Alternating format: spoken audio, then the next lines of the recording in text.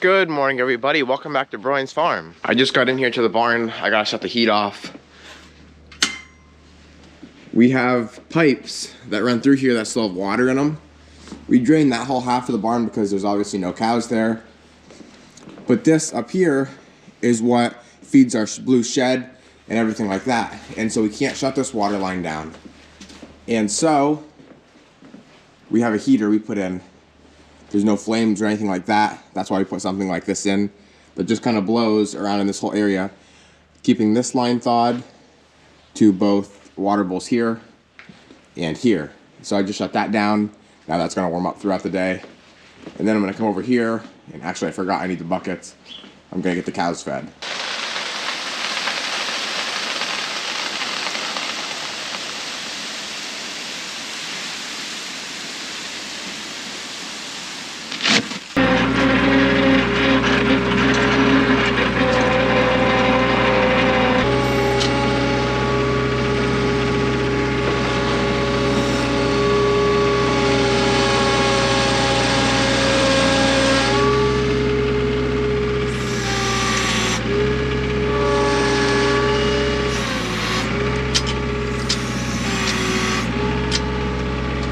So I just went down and got a round bale.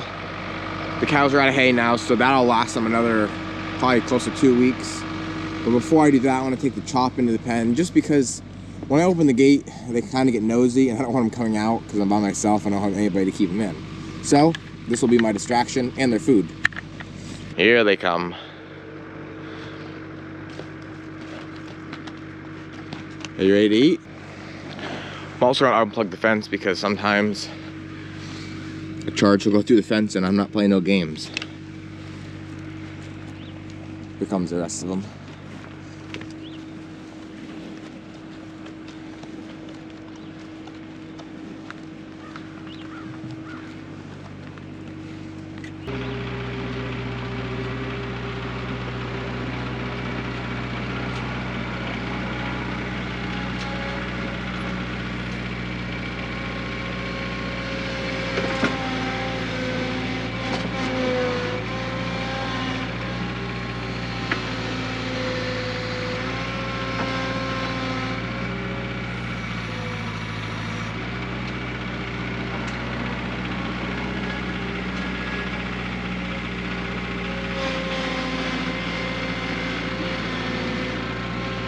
So obviously, I call it round bale because it's round, and then it's wrapped in this, we'll just call it some kind of plasticky material.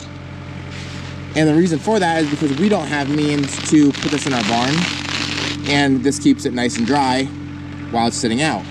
And then on top of that, it's wrapped in this wrapping right here first to keep it together, and then once it's put together, then we wrap it with this. If you have means to store it, you can just wrap it with this, put it in your barn, and you don't have to waste money or time putting this on it, but we don't have that, so this is why we need it.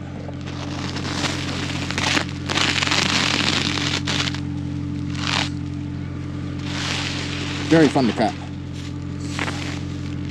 Just gotta make sure I get everything off. That way the cows don't choke on it. So as many of you already know, we didn't have the corn maze this year, but we still have to obviously harvest the corn. Last year, when we tried to harvest the corn, because we planted it so much later for the maize, it had way too much moisture and it actually got moldy. And we basically, actually I think we lost money on it when we tried to turn it in, just because they couldn't do nothing with it. They had to use a lot of heat, which they had to pay a lot of money for to dry it, and by then we got basically nothing. And so this year we planted it earlier, but then we never actually had the maize. And so what we're doing now is we're going through and checking the corn to see if it's as wet as it was last year, to see if we can even harvest it.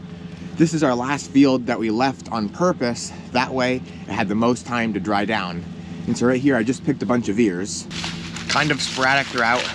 And obviously you can see the corn isn't great, but that's not really what we were going for. We were going for height and for density. That way people couldn't see through the corn. And then after, you know, you kind of try and dig your nail into it and it's pretty hard, you can't do that, I kind of pull it out and I check the corn. And the other one I just pulled out kind of had some mold down in here, but I don't see any on this one. Do you see any mold? No. Oh, that one's a little moldy. Yeah. So I got a couple nice ones here. This is the ones Dad just brought out. And you can see how like this one here now has some mold on it. But it's not rotten, is it, do you think? No. It's just got to dry down. And so that's what now after we harvest it, we've got to get it into a bin, get heat on it to dry it out. So now I'm back home with the corn. You can kind of see how after I just broke that, it's kind of a little bit moldy in there. But like I said, that moldy part, you can just see the 2 kernels I pulled off, which it's hard to see. But the moldy part is the actual cob itself. And that's gonna happen regardless, kind of, just because it's been sitting out in the field for so long. Still, as I pass local fields around here, I'm seeing a lot of standing cornfields, and it's just because we've been having so much rain still, and farmers just can't get in the fields. Now, our problem isn't that. Ours is, you know, we're trying to let it dry as much as possible, but I think the corn is gonna be just fine, I really do. But what I have to do now is go through and shell all of these cobs. That way we can put this corn in a moisture tester and see what it's running. If it's like between 16 and like 22, I would say, that's real good. Because what it was before, when we were harvesting our other corn around the farm here, was like 33 compared to the corn around here, which was like 16 or 18 or something like that. And that's manageable, that's dryable, but 33 is not. And so we're hoping right now it's around like 25, but we'll find out here pretty soon.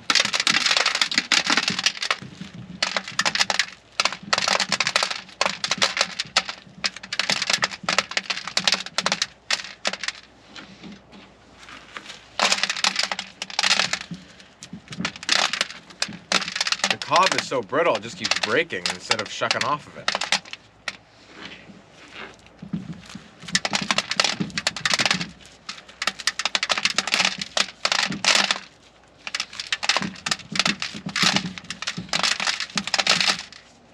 The generator is now completely in and finished up. You can see the green light on, letting you know that it's working. Now, I don't know exactly how it works, but the guys who put it in said that you need Wi-Fi for some reason. I don't know exactly what, but then it'll send text messages to your phone letting you know that once a week, or I guess whenever you want it to, but we're gonna have it do it once a week. It's gonna start up and run for a minute or two, I guess. I don't know exactly how long. And then it'll shut back down again. It's just good to keep it running every now and then. That way everything is running properly and you know it's gonna work when you really need it. So now this is the finished product in here. There's 3 different boxes for the Generac. These 2 are specific, obviously they say Generac on them. And then there's this guy.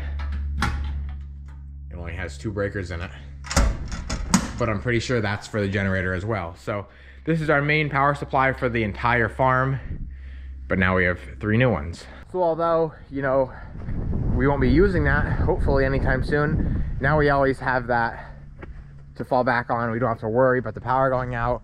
If for some reason we're not home and something would happen, well, now we should be okay. And like I said, that'll run our entire farm. We have our 2 big vent fans and the heaters in the greenhouses, which take a lot of power. We have the bin dryer, which takes a lot of power, and we also have the cooler in our blue shed for our veggies that take a lot of power. Now, all that is in different seasons. Like, greenhouses are obviously first. When they're running, we'll never have the cooler running, and we won't really have the corn running for the most part. And if we do, that's not a big deal. Like, it can't run all 4 of those things at once. I mean, that generator can only do so much. Another thing that I didn't get to show you since I haven't posted in a while is the rye in our high tunnel. So you can clearly see how the rye is coming up directly in the rows where our tomatoes are planted. Now, we didn't turn the drip lines on at all. That's just moisture coming in from outside. There is some coming up here and there, and it's still got a long way to go. Like, I'm assuming that even between the rows, it's gonna come up pretty well too. Down there, you can see where it's laying wetter. More rye coming up even not in the rows, which is what we want. So we'll see what happens. It's got a couple months now to do what it needs to do. But even if it doesn't come up too good between the rows, that's not that big of a deal. My main concern, or our main concern, I guess I should say, is, you know, the actual rows itself. So it's doing really good as far as that goes. So it's the next day. Dad and I actually just got back from Lancaster, which is about 2 hours away from here where we live. We were putting some seed orders in for all of our veggies that we're gonna be planting here in the spring and summer. And we were just getting actually plastic for our greenhouse to cover that and other little supplies.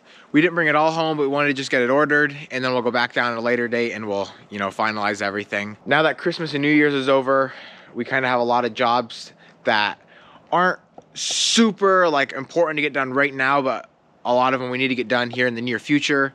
Finally got the electric fence up there working on the strawberries. For the most part, we've narrowed it down to where the fencer just isn't quite strong enough to go around the whole field. So when we don't put the jumpers on, the top wire is actually very powerful. So we're just letting it go at that for now. If we see the deer start coming in, well, then we'll take care of it from there. But they have lots of other fields to eat from. There's still corn out there. We still have one of our sweet corn fields is still standing. And so I don't think they're gonna go hungry. They're not gonna be that persistent to get into that strawberry field. We still need to cover our garlic field, which is over there past the barn with straw. And then we also need to cover our new strawberry field with straw. So like I said, we have lots of jobs coming up here. And before it gets super, super cold, especially the straw thing needs to get done. So we got the corn tested. It actually came out to 29% moisture, which is obviously very high considering that like between 16 and 18 is where you really want it. And so to just take it by the truckload and sell it out of the field, we're basically not gonna make anything on it. And so then the place that takes it is gonna spend a lot of time drying it, and that takes, well, some kind of heat. I think it's probably propane or whatever it is. And then, you know, by the time they have their costs and then they gotta sell it to make money, it's basically nothing. So we are just gonna pick it anyway because we don't have any other choice. We did talk to another local farmer that has room in his bin. He said maybe he could take it and dry it for us, but he doesn't really know because he's still got corn out in the field that he's got to get picked yet too. So everything's kind of up in the air, but we do want to get this corn off because it's supposed to snow here within like the next 2 or 3 days. And well, if we get any kind of amount of snow, that could weigh the corn down. And so then the combine might not be able to go through and pick it. But with that being said, I'm gonna call it a wrap for this video. I didn't say it before, but I hope everybody had a happy new year and a Merry Christmas. And always remember, it ain't much, but it's honest work.